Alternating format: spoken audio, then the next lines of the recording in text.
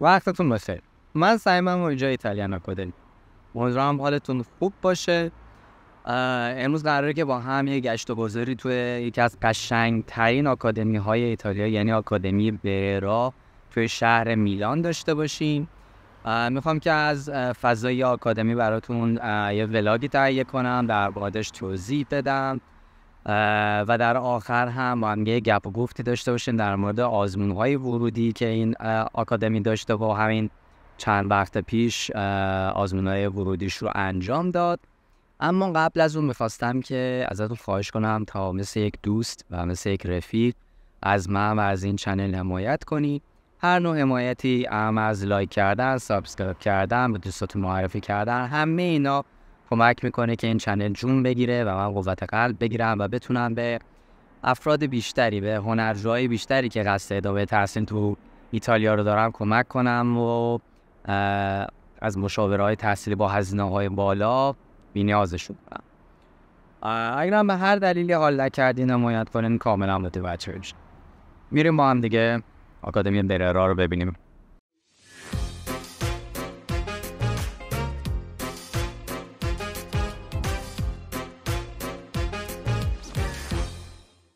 خب توی مسیرم من خوابگاه جدید دانشگاه پلی‌تکنیک رو هم دیدم. توی میدان کورتو هستش، تقریباً جنوب غربی میلان میشه. یه خوابگاه تازه ساخت خیلی باحالی هست. یه گفتم از اینجا هم تو فیلم بگیرم.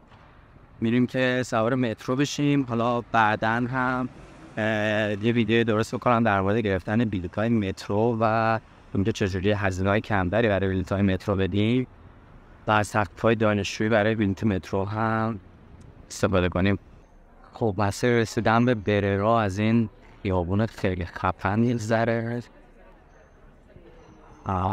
حالا ما یه 4-5 دقیقه پیاده راه هست، ولی برای این کوچه قشنگ بود دلم نمیومد فیلم نگیرم.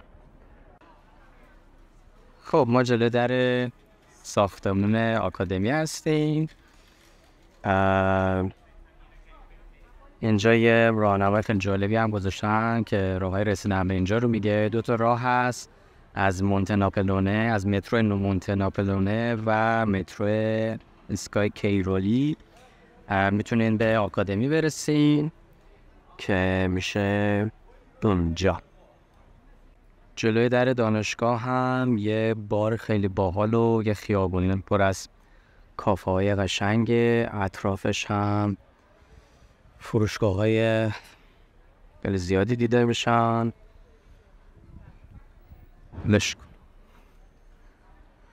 خب این شما و این آکادمی بررا اینجا مرمتیشه. Austin, taking him out of some movies. Like that from the other one. Well, Bobby was fucking better. I had a bit of it. We know that we it doesn't there. Even the reality, yeah, it's a little that. Then the one is to get dead. No, not here. But none of that likes to put. شبیه هاگوارتس لامصب. I am using David again, man. Bueno. Så jeg var ved Steve Fullen. Værsgo. Altså, du skal. Det er vigtigt, det er sådan.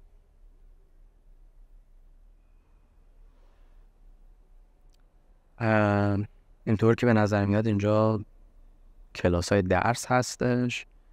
جلوی کلاس های درس هم از این مجسمه های خوشگل گذاشتن. کلاس شماره 9. بریم ببینیم این ته چه خبره.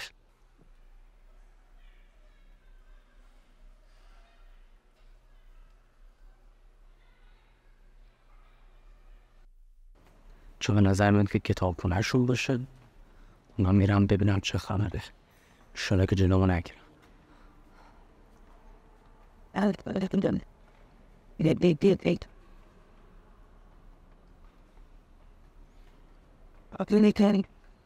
Du er til min så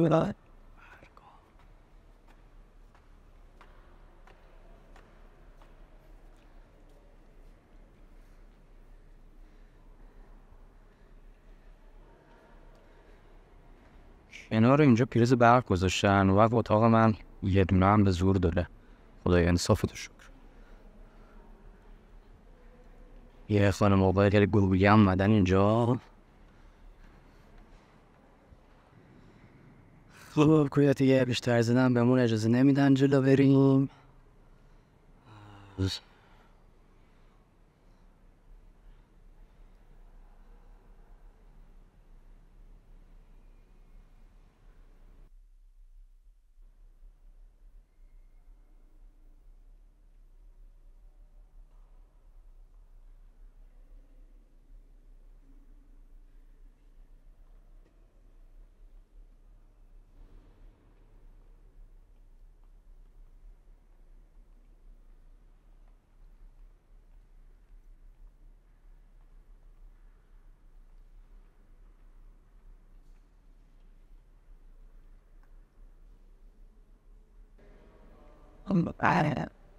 The other hill, but it's seeing be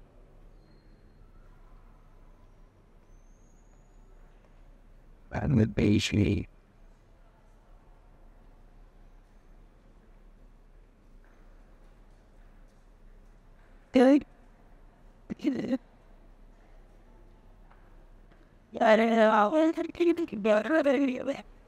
all in silence. Well, David, I'm leaving. Well, you know, all the time. حدس میزنم اینجا آزمون ورودیشون بوده باشه یا همچون چیزی. من از وقتی اومدم اینجا واقعا برگام رسته. عملا برداشتن یک موزه رو به کلاس درس تبدیل کردن و خیلی خفنه.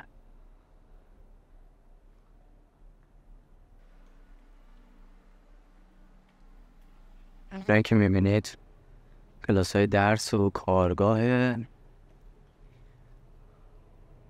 جلوشون هم میدونن از سردیس ها گذاشتن متوجه نمیشم چیه. شاید برای احداث کننده هاست. آنجلو لورنزی برای ما عکس امام بذارم.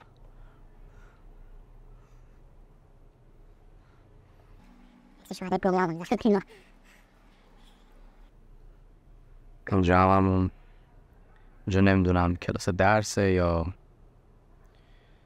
موزه است چیه، ولی اینجا نوشته که فقط دانشجوها میتونن بیان. بخاطر همین میرم تو که دعوا نشه.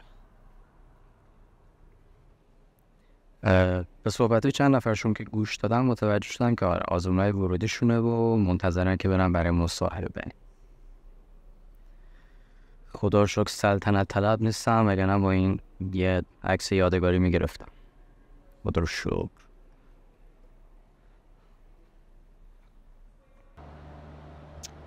خب تور ما هم توی آکادمی بررا تموم شد. خیلی آکادمی خفنی بود. یکی از قشنگترین آکادمیایی بود که دیده بودم و حالا در ادامه توضیحات تکمیل در مورد آزمون ورودی رو براتون می نویسم. اگر هم که توضیحات تکمیلی دیگه در مورد هر چیز دیگه بود، در مورد چیز دیگه، حتما توی چنل تلگرام میذارم. حتما چنل رو هم فالو بکنید. اونجا هم بنده ها، فایل ها، اطلاعیات مهمی که منتشر میشه رو هم اونجا من میذارم. بینید. خب در مورد آزمون ورودی آکادمی بررا، من در مورد آزمون خیلی مفصلا توی بندوی آکادمی بررا براتون صحبت کردم، همه چیزو بهتون گفتم. اما یه سری آپدیت جدید بخوام بگم، همونطور که میدونین بررا خب آزمونش به صورت آنلاینه و 2 مرحله‌ایه.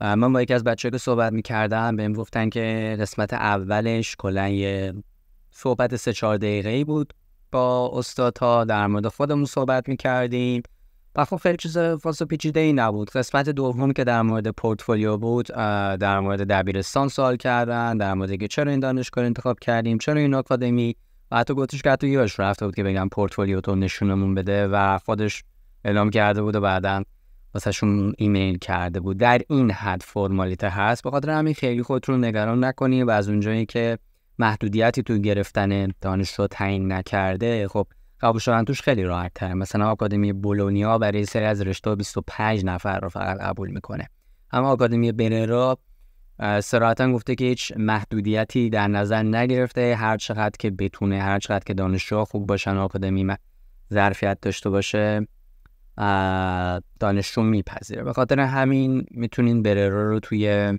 لیست آکادمیای خودتون داشته باشید و همین.